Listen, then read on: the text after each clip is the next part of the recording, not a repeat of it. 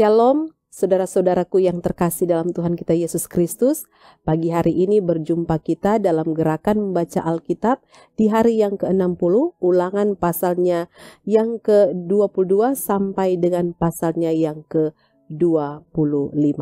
Mari kita berdoa. Kami bersyukur kepadamu Tuhan, penyertaan-Mu selalu ada bagi kami. Sebelum kami memulaikan aktivitas kami sepanjang hari ini, maka kami mau datang kepadamu, mengucap syukur kepadamu. Tetapi di dalamnya juga, kami mau mengawali hari kami dengan membaca dan mendengarkan firman Tuhan bersama. Kami semua biar diberkati Tuhan dengan kerendahan hati, supaya sabda firman-Mu ini menjadi pegangan dalam kehidupan kami. Terpujilah Engkau, ya Tuhan Yesus Kristus yang adalah Tuhan dan firman kehidupan kami yang kekal. Amin. Apabila engkau melihat bahwa lembu atau domba saudaramu tersesat, janganlah engkau pura-pura tidak tahu, haruslah engkau benar-benar mengembalikannya kepada saudaramu itu. Dan apabila saudaramu itu tidak tinggal dekat denganmu dan engkau tidak mengenalnya, maka haruslah engkau membawa hewan itu ke dalam rumahmu dan haruslah itu tinggal padamu sampai saudaramu itu datang mencarinya. Engkau harus mengembalikannya kepadanya. Demikianlah harus kau perbuat dengan keledainya. Demikianlah kau perbuat dengan pakaiannya. Demikianlah kau perbuat dengan setiap barang yang hilang dari saudaramu dan yang kau temui. Tidak boleh engkau pura-pura tidak tahu. Apabila engkau melihat keledai saudaramu atau lembunya rebah di jalan, janganlah engkau pura-pura tidak tahu. Engkau harus benar-benar menolong membangunkannya bersama-sama dengan saudaramu itu. Seorang perempuan janganlah memakai pakaian laki-laki, dan seorang laki-laki janganlah mengenakan pakaian perempuan, sebab setiap orang yang melakukan hal ini adalah kekejian bagi Tuhan Allahmu.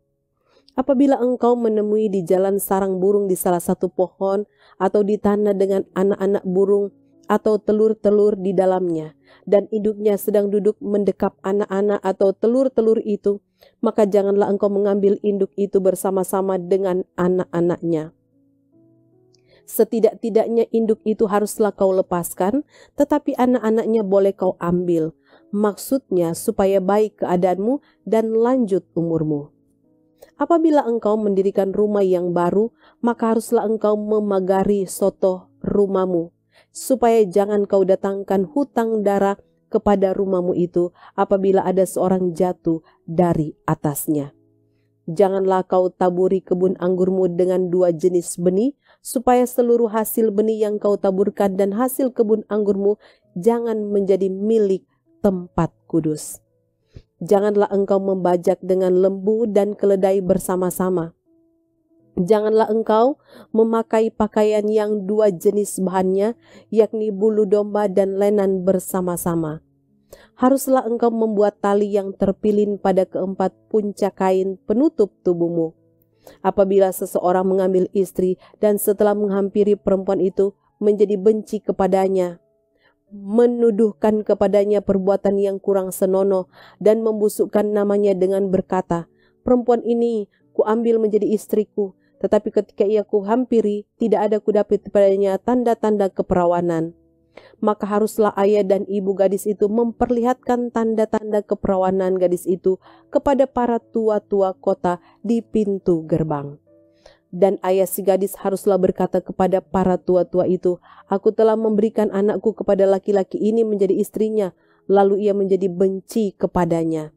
Dan ketahuilah, ia menuduhkan perbuatan yang kurang senonoh dengan berkata, tidak ada kudapati tanda-tanda keperawanan pada anakmu, tetapi inilah tanda-tanda keperawanan anakku itu. Lalu haruslah mereka membentangkan kain itu di depan para tua-tua kota. Maka haruslah para tua-tua kota itu mengambil laki-laki itu, menghajar dia, mendenda dia 100 shikal perak dan memberikan perak itu kepada ayah si gadis. Karena laki-laki itu telah membusukkan nama seorang perawan Israel. Perempuan itu haruslah tetap menjadi istrinya.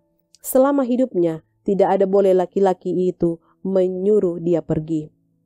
Tetapi jika tuduhan itu benar dan tidak didapati tanda-tanda keperawanan pada si gadis, maka haruslah si gadis dibawa keluar ke depan pintu rumah ayahnya, dan orang-orang sekotanya haruslah melempari dia dengan batu sehingga mati, sebab dia telah menodai orang Israel dengan bersundal di rumah ayahnya. Demikianlah harus kau hapuskan yang jahat itu dari tengah-tengahmu. Apabila seseorang kedapatan tidur dengan seorang perempuan yang bersuami, maka haruslah keduanya dibunuh mati. Laki-laki yang telah tidur dengan perempuan itu dan perempuan itu juga. Demikianlah harus kau hapuskan yang jahat itu dari antara orang Israel. Apabila ada seorang gadis yang masih perawan dan yang sudah bertunangan, jika seorang laki-laki bertemu dengan dia di kota dan tidur dengan dia, maka haruslah mereka keduanya kamu bawa keluar pintu gerbang kota dan kamu lempari dengan batu sehingga mati gadis itu, karena walaupun di kota ia tidak berteriak-teriak, dan laki-laki itu karena ia telah memperkosa istri sesamanya manusia. Demikianlah harus kau hapuskan yang jahat itu dari tengah-tengahmu. Tetapi jikalau di padang laki-laki itu bertemu dengan gadis yang telah bertunangan itu, memaksa gadis itu tidur dengan dia, maka hanyalah laki-laki yang tidur dengan gadis itu yang harus mati. Tetapi gadis itu janganlah kau apa-apakan. Gadis itu tidak ada dosanya yang sepadan dengan hukuman mati, sebab perkara ini sama dengan perkara seseorang yang menyerang sesamanya manusia dan membunuhnya. Sebab laki-laki itu bertemu dengan dia di padang, walaupun gadis yang bertunangan itu berteriak-teriak, tetapi tidak ada yang datang menolongnya. Apabila seseorang bertemu dengan seorang gadis yang masih perawan dan belum bertunangan, memaksa gadis itu tidur dengan dia, dan keduanya kedapatan, maka haruslah laki-laki yang sudah tidur dengan gadis itu memberikan 50 sikal perak kepada ayah gadis itu, dan gadis itu haruslah menjadi istrinya, sebab laki-laki itu telah memperkosa dia. Selama hidupnya tidak boleh laki-laki itu menyuruh dia pergi. Seorang laki-laki janganlah mengambil istri ayahnya, dan jangan menyingkapkan puncak kain ayahnya. Orang yang hancur buah pelirnya atau yang terpotong kemaluannya janganlah masuk jemaat Tuhan. Seorang anak haram janganlah masuk jemaat Tuhan, bahkan keturunannya yang ke-10 pun tidak boleh masuk jemaat Tuhan. Seorang Amon atau seorang Moab janganlah masuk jemaat Tuhan, bahkan keturunannya yang ke-10 pun tidak boleh masuk jemaat Tuhan sampai selama-lamanya. Karena mereka tidak menyongsong kamu dengan roti dan air pada waktu perjalananmu keluar dari Mesir, dan karena mereka mengupah Bileam bin Beor dari Petor di Aram Mesopotamia melawan engkau supaya dikutukinya engkau. Tetapi Tuhan Allahmu tidak mau mendengarkan Bileam, dan Tuhan Allahmu telah mengubah kutuk itu menjadi berkat bagimu, karena Tuhan Allahmu mengasihi engkau. Selama engkau hidup, janganlah engkau mengikhtiarkan kesejahteraan dan kebahagiaan mereka sampai selama-lamanya. Janganlah engkau menganggap keji orang Edom, sebab dia saudaramu. Janganlah engkau menganggap keji orang Mesir, sebab engkau pun dahulu adalah orang asing di negerinya. Anak-anak yang lahir bagi mereka dalam keturunan yang ketiga boleh masuk jemaat Tuhan. Apabila engkau maju dengan tentaramu melawan musuhmu, maka haruslah engkau menjaga diri terhadap segala yang jahat. Apabila ada di antaramu seorang laki-laki yang tidak tahir disebabkan oleh sesuatu yang terjadi atasnya pada malam hari, maka haruslah ia pergi keluar perkemahan, janganlah ia masuk ke dalam perkemahan. Kemudian menjelang senja haruslah ia mandi dengan air, dan pada waktu matahari terbenam ia boleh masuk kembali ke dalam perkemahan. Di luar perkemahan itu haruslah ada bagimu suatu tempat di mana engkau pergi untuk kadah hajat. Di antara perlengkapanmu haruslah ada padamu sekop kecil, dan apabila engkau jongkok kadah hajat, haruslah engkau menggali lubang dengan itu dan menimbuni kotoranmu. Sebab Tuhan Allahmu berjalan dari tengah-tengah perkemahanmu untuk melepaskan engkau dan menyerahkan musuhmu kepadamu. Sebab itu haruslah perkemahanmu itu kudus, supaya jangan ia melihat sesuatu yang tidak senonoh di antaramu.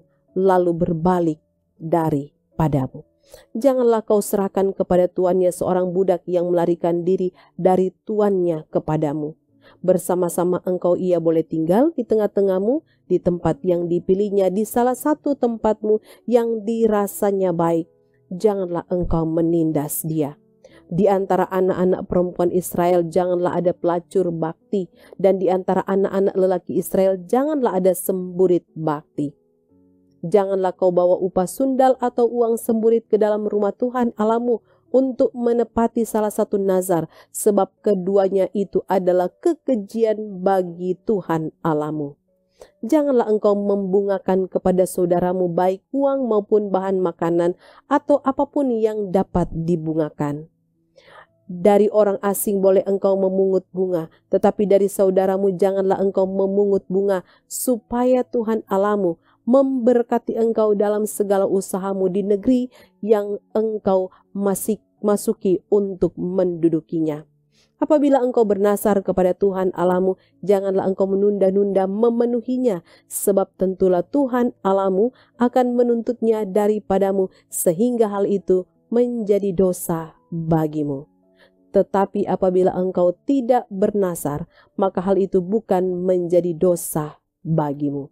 Apa yang keluar dari bibirmu haruslah kau lakukan dengan setia, sebab dengan sukarela kau nasarkan kepada Tuhan Allahmu sesuatu yang kau katakan dengan mulutmu sendiri. Apabila engkau melalui kebun anggur sesamamu, engkau boleh makan buah anggur sepuas-puas hatimu, tetapi tidak boleh kau masukkan ke dalam bungkusanmu. Apabila engkau melalui ladang gandum sesamamu yang belum dituai, engkau boleh memetik bulir-bulirnya dengan tanganmu, tetapi sabit tidak boleh kau ayunkan kepada gandum sesamamu itu. Apabila seseorang mengambil seorang perempuan dan menjadi suaminya, dan jika kemudian ia tidak menyukai lagi perempuan itu, sebab didapatinya yang tidak senonoh padanya, lalu ia menulis surat cerai dan menyerahkannya ke tangan perempuan itu, sesudah itu menyuruh dia pergi dari rumahnya. Dan jika perempuan itu keluar dari rumahnya dan pergi dari sana, lalu menjadi istri orang lain, dan jika laki-laki yang kemudian ini tidak cinta lagi kepadanya, lalu menulis surat cerai dan menyerahkannya ke tangan perempuan itu, serta menyuruh dia pergi dari rumahnya, atau jika laki-laki yang kemudian mengambil dia menjadi istrinya itu mati, maka suaminya yang pertama yang telah menyuruh dia pergi itu tidak boleh mengambil dia kembali menjadi istrinya setelah perempuan itu dicemari. Sebab hal itu adalah kekejian di hadapan Tuhan. Janganlah engkau mendatangkan dosa atas negeri yang diberikan Tuhan Allahmu kepadamu menjadi milik pusakamu. Apabila baru saja seseorang mengambil istri, janganlah ia keluar bersama-sama dengan tentara maju berperang atau dibebankan sesuatu pekerjaan. 1 tahun lamanya ia harus dibebaskan untuk keperluan rumah tangganya dan menyukakan hati perempuan yang telah diambilnya menjadi istrinya. Janganlah mengambil kilangan atau batu kilangan atas sebagai gadai, karena yang demikian itu mengambil nyawa orang sebagai gadai. Apabila seseorang kedapatan sedang menculik orang, salah seorang saudaranya dari antara orang Israel, lalu memperlakukan dia sebagai budak dan menjual dia, maka haruslah penculik itu mati. Demikianlah harus kau hapuskan orang jahat itu dari tengah-tengahmu. Hati-hatilah dalam penyakit kusta, dan lakukanlah dengan tepat segala yang diajarkan imam-imam orang Lewi kepadamu. Apa yang kuperintahkan kepada mereka haruslah kamu lakukan dengan setia. Ingatlah apa yang dilakukan Tuhan Allahmu kepada Miriam pada waktu perjalananmu keluar dari Mesir. Apabila engkau meminjamkan sesuatu kepada sesamamu, janganlah engkau masuk ke rumahnya untuk mengambil gadai daripadanya. Haruslah engkau tinggal berdiri di luar, dan orang yang kau beri pinjaman itu haruslah membawa gadai itu keluar kepadamu. Jika ia seorang miskin, janganlah engkau tidur dengan barang gadaiannya. Kembalikanlah gadaiannya itu kepadanya pada waktu matahari terbenam, supaya ia dapat tidur dengan memakai kainnya sendiri dan memberkati engkau. Maka engkau akan menjadi benar di hadapan Tuhan Allahmu. Janganlah engkau memeras pekerja harian yang miskin dan menderita, baik ia saudaramu maupun seorang asing yang ada di negerimu di dalam tempatmu. Pada hari itu juga haruslah engkau membayar upahnya sebelum matahari terbenam. Ia mengharapkannya karena ia orang miskin, supaya ia jangan berseru kepada Tuhan mengenai engkau dan hal itu menjadi dosa bagimu. Janganlah ayah dihukum mati karena anaknya, janganlah juga anak dihukum mati karena ayahnya. Setiap orang harus dihukum mati karena dosanya sendiri. Janganlah engkau memperkosa hak orang asing dan anak yatim.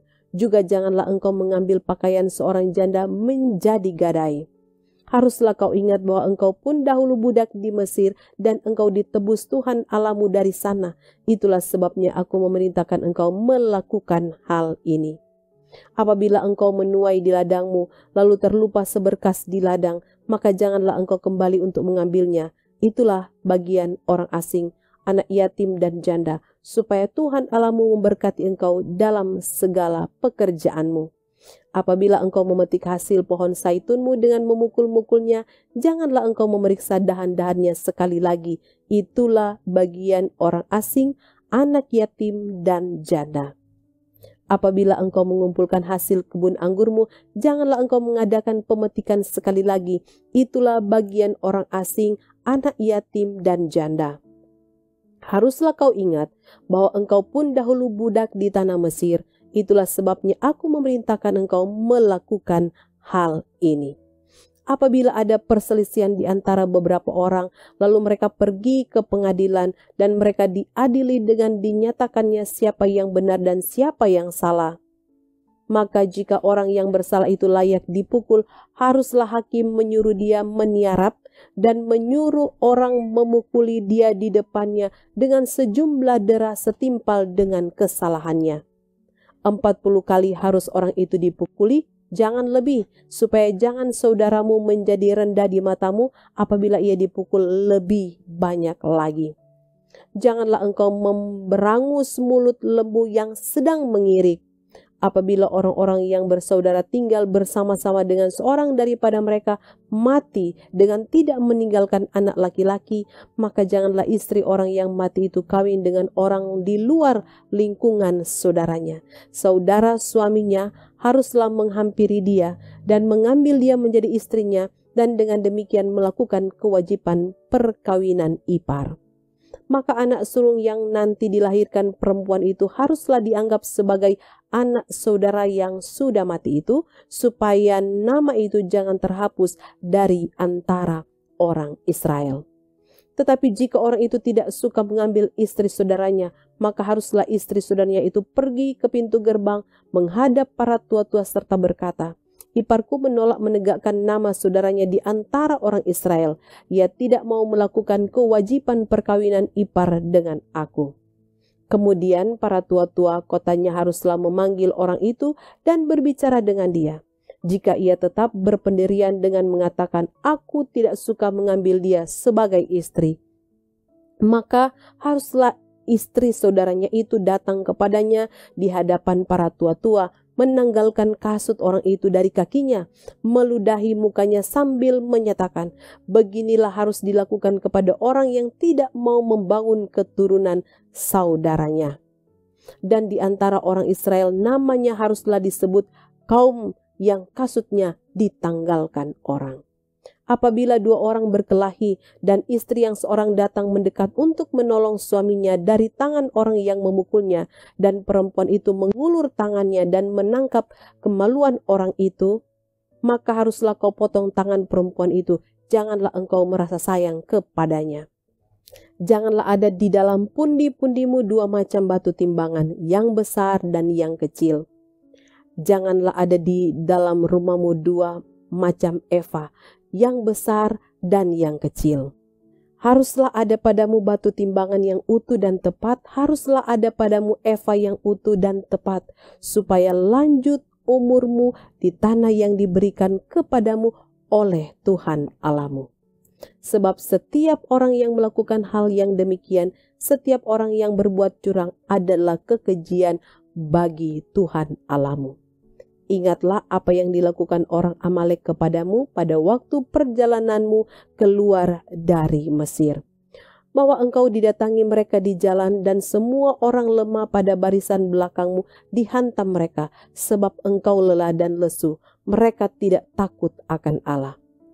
Maka apabila Tuhan Allahmu sudah mengaruniakan keamanan kepadamu daripada segala musuhmu di sekeliling, di negeri yang diberikan Tuhan Allahmu kepadamu untuk dimiliki sebagai milik pusaka, maka haruslah engkau menghapuskan ingatan kepada Amalek dari kolong langit. Janganlah lupa. Saudara-saudaraku, demikianlah gerakan membaca Alkitab di hari ini. Mari kita berdoa. Bapa di surga, ajar kami dengan penuh kerendahan hati, mau menjadi pendengar, tetapi juga yang mau menerima setiap perkataan, setiap sabda dan firman-Mu. Semua itu untuk kebaikan kami.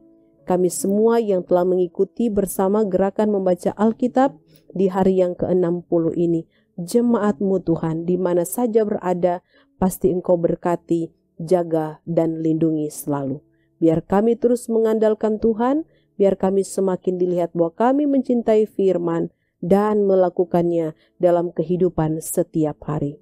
Ini doa kami, di dalam nama Tuhan Yesus Kristus kami berdoa. Amin.